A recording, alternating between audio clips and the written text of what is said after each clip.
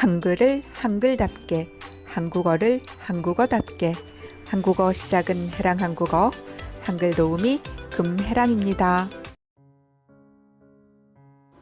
모음 삼각도는 한국어 모음 발음의 위치를 삼각형 내부에 표시한 것입니다. 삼각형의 가로축은 혀의 위치를 나타내고 세로축은 혀의 높이를 나타냅니다. 혀의 위치에 따라 전설 모음과 후설 모음으로 나눕니다. 모음을 발음할 때 혀의 최고점이 혀의 앞쪽에 있으면 전설 모음, 혀의 뒤쪽에 있으면 후설 모음입니다. 혀의 높이에 따라 고모음, 중모음, 저모음으로 나눕니다. 혀의 높낮이는 입의 벌림 정도에 따라 결정됩니다. 입을 조금 벌리면 혀가 위에 있어 고모음, 입을 중간 정도 벌리면 혀가 중간에 위치해서 중모음, 입을 많이 벌리면 혀가 아래로 내려와 저모음이 됩니다. 모음 삼각도가 있습니다. 사실 이 모음 삼각도가 한국어 모음 소리를 정확하게 표현하고 있지는 않아요. 현실 발음과 좀 차이가 많고요. 근데 이거를 참고하시면 좋을 거예요. 근데 이거를 봐도 잘 와닿지가 않죠. 여기 있는 모음은 전설 모음이고 이쪽에 있는 모음은 후설 모음이에요. 여기는 고모음, 중모음, 저모음 이렇게 나누지요. 이것만 봐서는 잘 감이 안 오는데 이렇게 하면 조금 더 쉽게 느낄 수 있을 거예요. 여기는 전설 모음, 후설 모음, 고모음, 중모음, 저모음, 그리고 입술 모양으로 원순 모음, 그리고 나머지 평순 모음 이렇게 구분할 수가 있어요. 모음 삼각도의 내용을 표로 나타낸 모음 분류표입니다. 모음 삼각도와 모음 분류표를 이해한다면 한국어 모음 공부에 큰 도움이 됩니다. 키위 제외해 금붕어 좋아 어쩌고 하면서 모음 분류표를 외우는데 발음을 이해하면 외울 필요가 없습니다. 하나씩 살펴볼까요? 입 모양은 우리가 밖으로도 볼 수 있으니까 입 모양으로 먼저 해볼까요? 고모음, 중모음, 저모음은 혀의 고조로 결정이 되지요. 그래서 우리가 평상시에는 이렇게 거의 중모음으로 혀가 이렇게 있다고 보시면 돼요. 근데 고모음을 할 때는 이렇게 혀가 올라가고요. 중모음, 저모음을 할 때는 혀가 이렇게 내려온 모음입니다.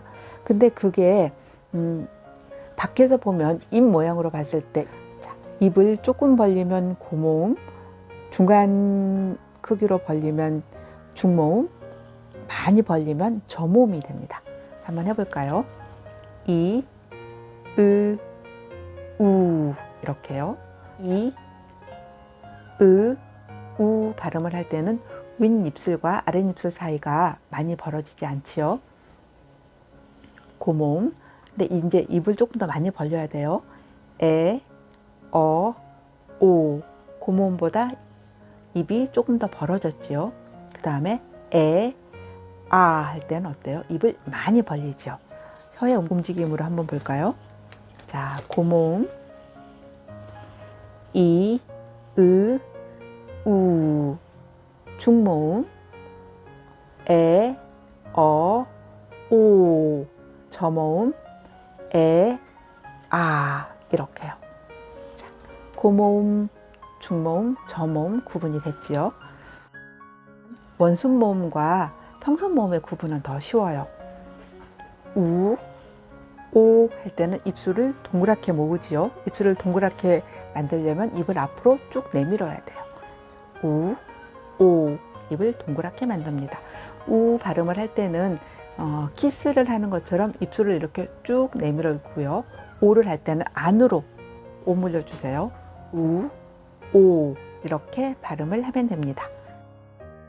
우리가 전설, 후설이라고 했을 때는 여기 혀가 있으면 요 부분, 여기는 혀 끝이라고 하고요. 여기는 혀날이라고 하고요. 요 부분을 전설이라고 해요. 그리고 여기를 중설이라고 하고 여기를 후설이라고 하는데 중설을 따로 구분하지 않고 전설, 후설만 구분하기로 합니다. 그래서 여기 전설, 후설인데 전설 모음은 혀의 이 전설 부분이 입 천장과 가장 가까워지는 거예요. 그래서 이렇게 요 부분이 입 천장과 가장 가까워진다고 보시면 돼요. 그래서 이, 에 이게 전설 모음이고요. 그 다음에 이제 요 부분이 혀의 입천장에 거의 이 부분에 거의 가까워지는 거죠. 그리고 오우는 혀의 요 후설 부분이 이렇게 입천장과 가까워지면서 내는 소리입니다. 근데 이걸 우리가 느낄 수가 없죠. 혀가 닿지는 않으니까. 혀의 전후 움직임을 느끼기 위해서 자음 느와 결합해서 한번 발음을 해볼게요. 먼저 모음만 한번 해볼까요? 이, 에, 오, 우. 혀가 안으로 점점 들어가는 거 느낄 수 있나요? 어렵죠. 하지만 자, 느를 결합해서 발음해 볼까요? 니, 네, 느, 나, 너, 노, 누 하면서 혀가 점점 안쪽으로 들어가는 것을 느낄 수가 있을 겁니다. 이제 이 모음 삼각도가 조금 더 입체적으로 들어오지요. 전설모음, 후설모음. 전설모음과 후설모음 느낄 때는 어떻게 하라고요? 네, 느를 결합해서 니, 네, 느, 나, 너, 노, 누. 그러면 혀가 점점 더 안쪽으로 들어가는 걸 느낄 수가 있고요. 여기는 어떻게 해요? 밖에서 입 모양으로 보면 고모음은 입을 조금만 벌리고요. 중모음은 좀 더 많이 벌리고 저모음은 입을 많이 벌리는 걸로 알 수 있다고 했습니다. 혀의 움직임으로 보면 고모음, 중모음, 저모음. 그래서 고모음은 입을 조금만 벌리고 저모음은 입을 많이 벌린다고 했죠. 원순모음과 이 평순모음은 입술 모양으로 쉽게 구분할 수 있고요. 우, 오. 나머지는 평평하게 발음을 하면 됩니다. 한국어 발음을 연습하면 훨씬 더 쉽게 한국어 모음을 배울 수 있겠지요. 내가 몸으로 느끼면서 한국어 발음을 공부를 하면 요 자음 분류표, 모음 분류표가 훨씬 더 쉽게 느껴질 겁니다.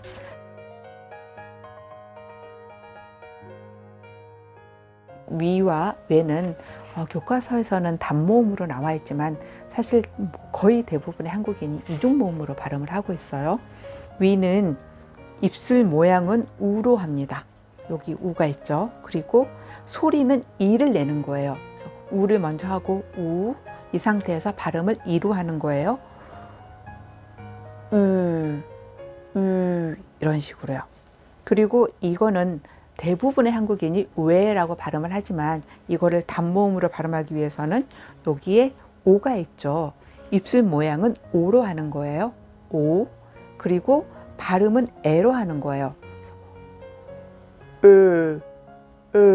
이런 식으로요. 단모음은 입술이 움직이면 안 돼요. 혀도 움직이면 안 되고요. 이 위와 외가 원순모음으로 들어가 있는 게 입술 모양은 우로 하고 발음은 이로 해야 되고요. 이거는 입술 모양은 오로 하고 발음은 에로 하기 때문에 요 라인에 지금 들어가 있습니다. 하지만 거의 대부분의 한국인이 현실 발음에서는 위, 외 이렇게 이중모음으로 발음한다는 거 알아두시면 좋겠습니다. 한국어 자음과 모음을 발음할 때 이 소리가 어디에서 나고 이 소리의 특징이 어떤 건지 알면 한글 읽기 쓰기 그리고 소리와 소리가 만나면 소리가 많이 변하거든요. 어떤 원리로 변하는지 훨씬 더 쉽게 공부할 수가 있습니다. 한글과 한국어를 새로운 관점으로 만나요. 구독해랑 요.